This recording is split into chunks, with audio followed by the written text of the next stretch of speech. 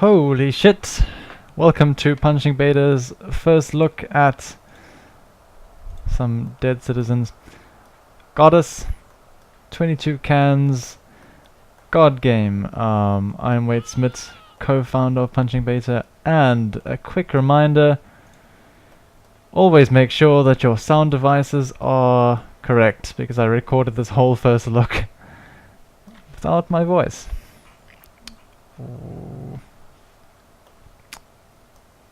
Which is bad.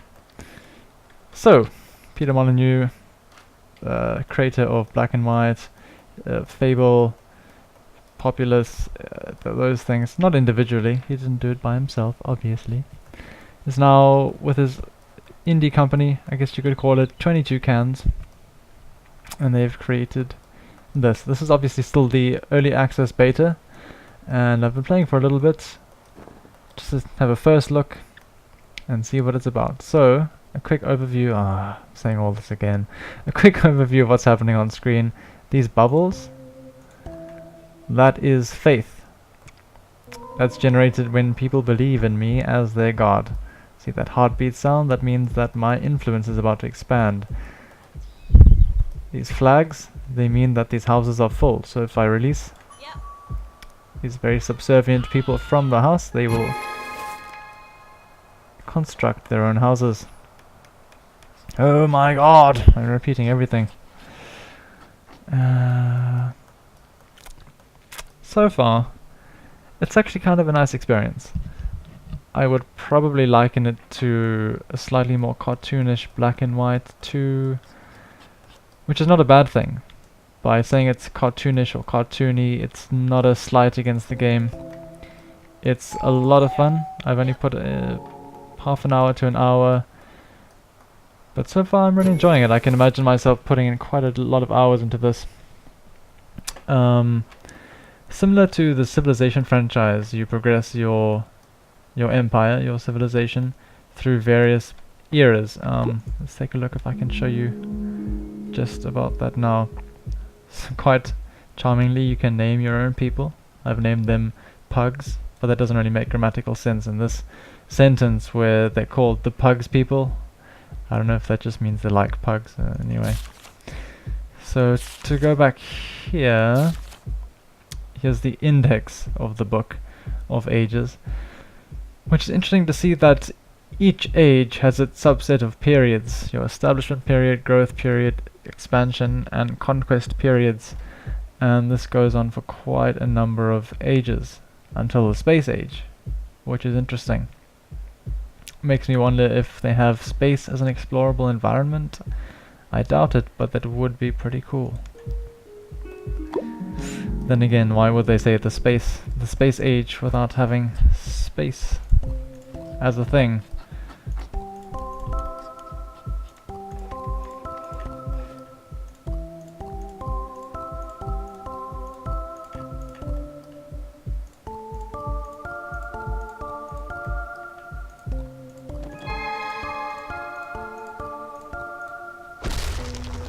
Oh shit.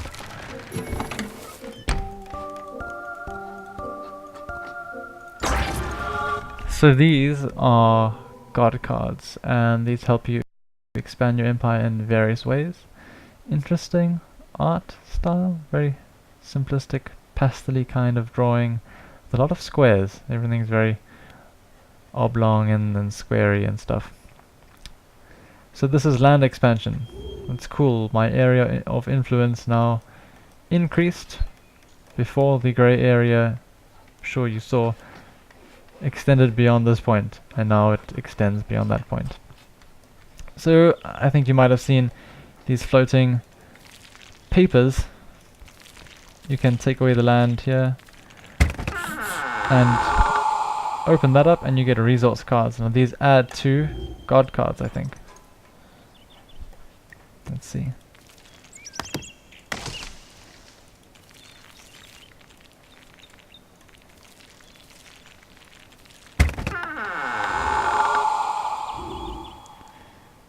Yes. So the sculpting, the actual sculpting of the land, you do this, you pull or push, various layers of land. That was kind of creepy. It doesn't work as fluidly as you might have hoped. If you're looking at the trailers, they always illustrate it as being very, very fluid, but it doesn't quite seem as precise. I'm trying to... Obviously you grab this point in the ledge, it's not gonna... You can't suddenly move that point. But see, it looked like I'd grab it here, but it actually extends more here than anything. Although there is a more useful way to move the land around. You can double click. That's a double left click, or double right click, and it pulls away. So if I want to reduce the land or recede it, I double right click. If I want to expand it, double left click. So far, alright, just to go into the faith powers here. Let's see, that adds to my faith meter here, and my faith I can use for all these various things, and there are quite a number of these powers. I don't seem to be able to scroll, which is quite nice. I think those will factor in quite nicely with the online multiplayer.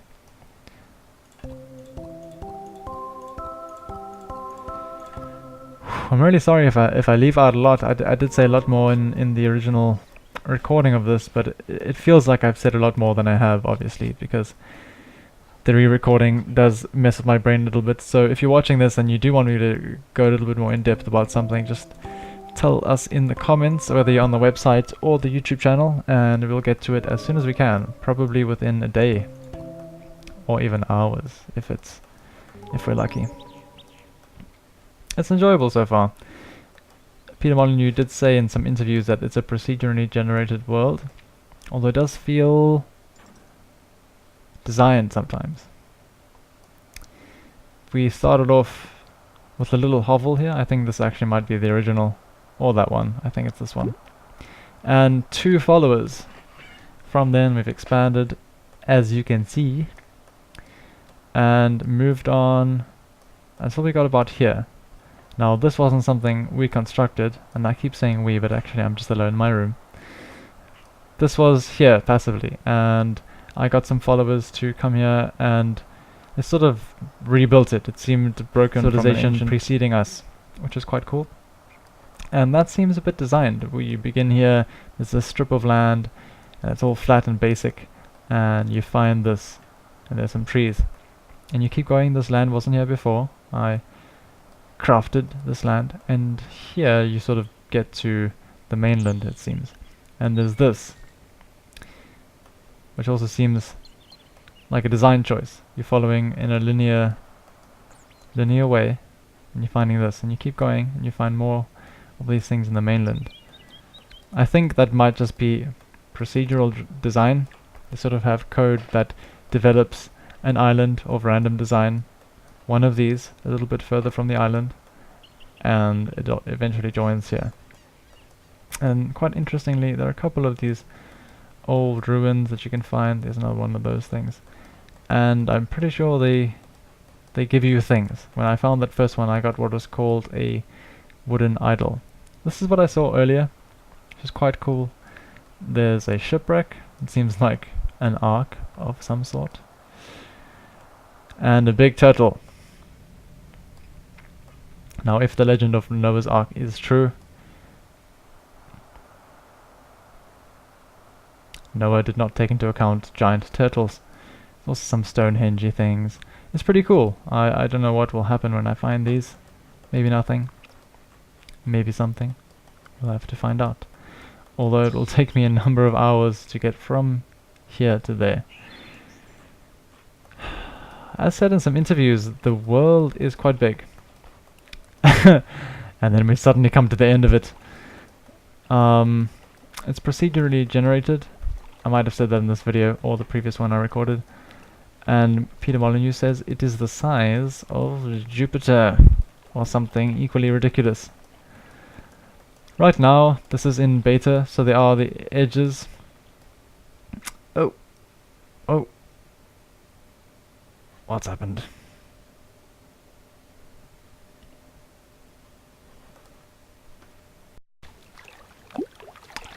And we crashed. Sorry about that. I don't know why I'm saying sorry, you literally will not experience a single pause or anything. I can't remember where I left off. Obviously this isn't connected to a multiplayer server, or are you joking?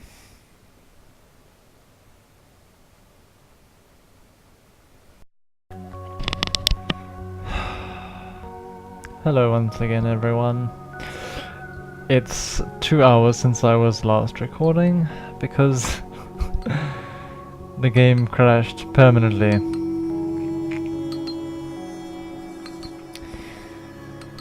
So, this is the beginning of the game. It might actually end up a better example of a first look, but this has been one convoluted video to produce.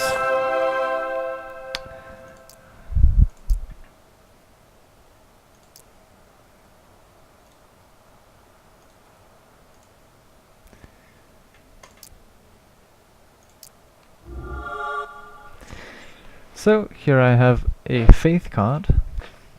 They've moved away from the wilderness and started to believe in a higher power. Delusional bastards. You get a little scrapbook of the history of your civilization. The index of all the ages, like I showed you before the game crashed. Yeah, that was just an unfortunate thing. You can see how much I had actually, you know, played since I first began. This is where you start. It has something to do with that corner of the map, I'm not sure. It saves your state as soon as you exit, so that corner was crashing my game, and every time I tried to load it up again, it loaded straight to the corner, my save state, and then crashed, so I had to delete my save data, which is a little bit annoying. I guess I'll just talk about the game. I've shown you a lot more than is on offer right now. Okay. Land expansion. Okay. Okay. Alright. Okay. Okay. Aha, fantastic. What a large tract of land. I guess I'll speak about the game a little bit. I read on the Steam community where they were discussing the game. That is getting so annoying. And a lot of people are complaining about this. You sort of have to click on your people, otherwise they die. That does seem a bit of a convoluted and unnecessary mechanic, but we'll see how it factors in later, if there's something more in-depth to it, or if it just is touching people for the sake of it, which is something we engage in outside of video games, not necessarily in them.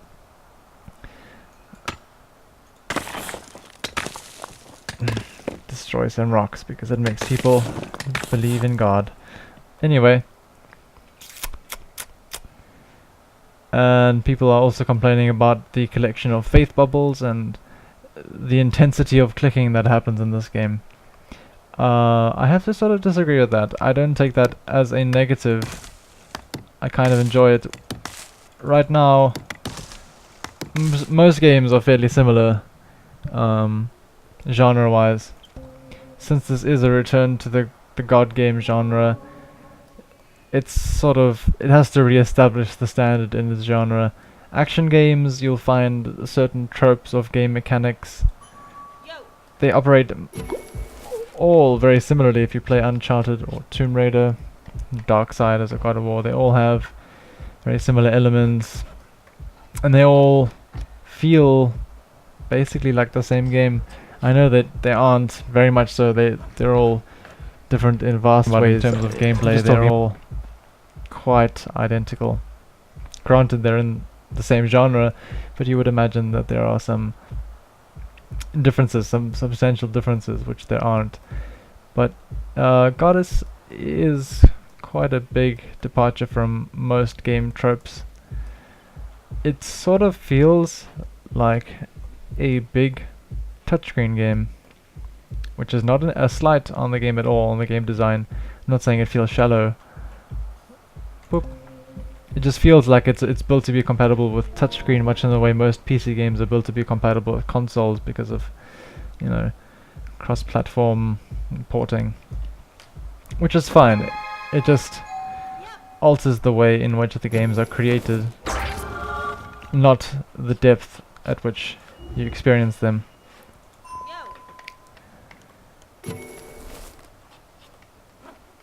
So I played, I think, for about, Steam says 119 minutes or so, which is not a short amount of time, but it's not a long enough time to properly judge the game.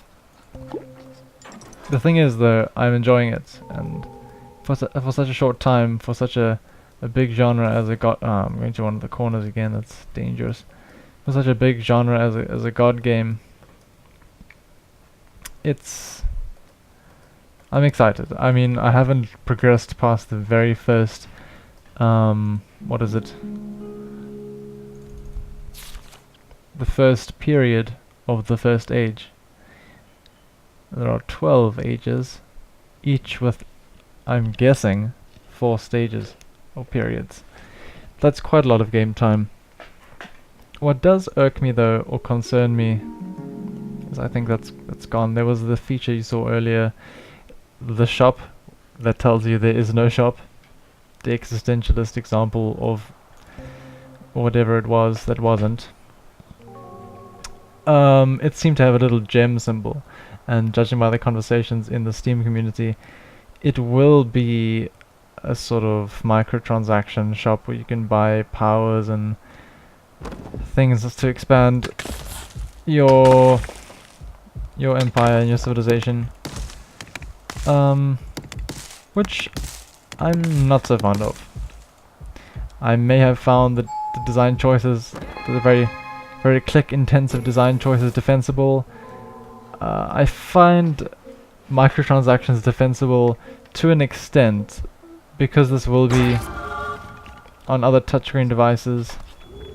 It sort of makes sense, but it does feel like it cheapens the game somewhat. It makes it feel like a casual experience, which it kind of is, but it doesn't have to feel that way.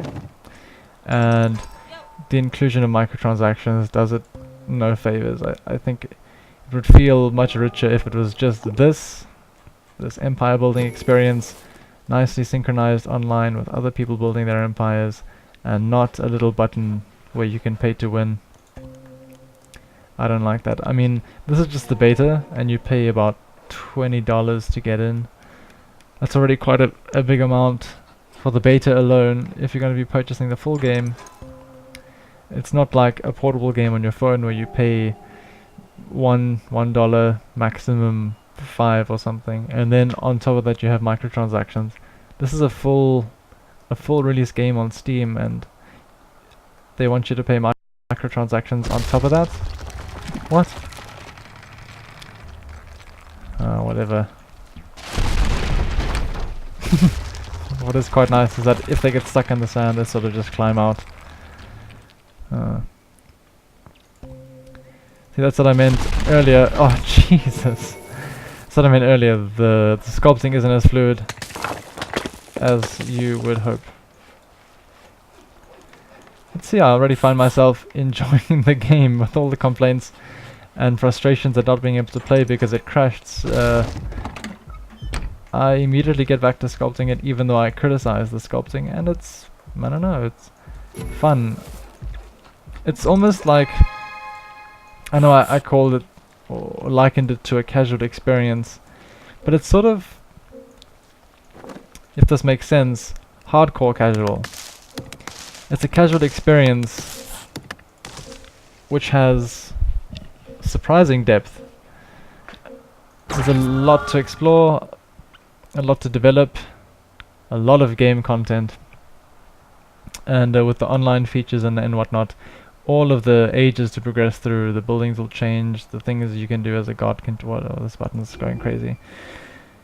That's quite a lot of content and quite a lot of game time that's promised to you. I mean, variable game content with variety, not like Candy Crush, which is sort of the same formula, unchanged for many hours. So it is sort of a hardcore casual game. Interesting. And I'm liking it so far. Like I said before, I'm not sure if I did, if there is something you want me to explore and to show off in the game, just say so in the comments and I'll get to it as soon as I can, because I'd actually enjoy that. Enjoy speaking about games. And this one, quite especially so, because it's new and it's interesting. Yeah. So you'll see the pace of the game's quite fast, but it feels... no, the other way around actually. It's quite slow, but it feels quite fast, because there seems to be always something to do. There's no real waiting period, and those waiting periods that exist are quite minuscule, because right now this person's building. It's not like there's nothing to do.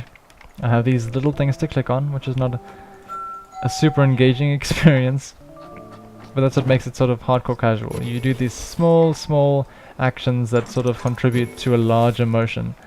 You click on these people to come out and build, and these will in turn expand your civilization's population count. You're doing this because you want to expand your influence. So it's these very small actions that contribute to a larger game style.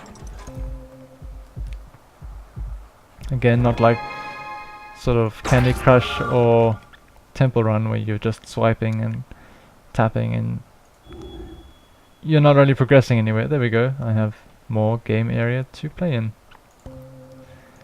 I'm enjoying this. And the sounds are pretty cool. Sounds like there's not much to talk about the game if I'm falling back to the sounds as compliments, but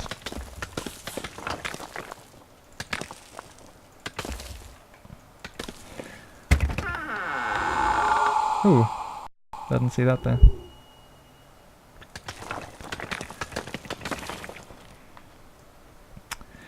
I think I'm gonna leave it at that, guys. If you do want anything more, if you want to see anything more about this game, or even another game, just leave that in the comments, plural, and we'll try our best to get to that. Like I said before, stay tuned to punchingbeta.com, subscribe to our YouTube channel, follow us on Twitter, like us on Facebook, all of those things. We'll try to keep you up to date with all the latest gaming news, videos, reviews, satirical articles, comedy articles, features, and more.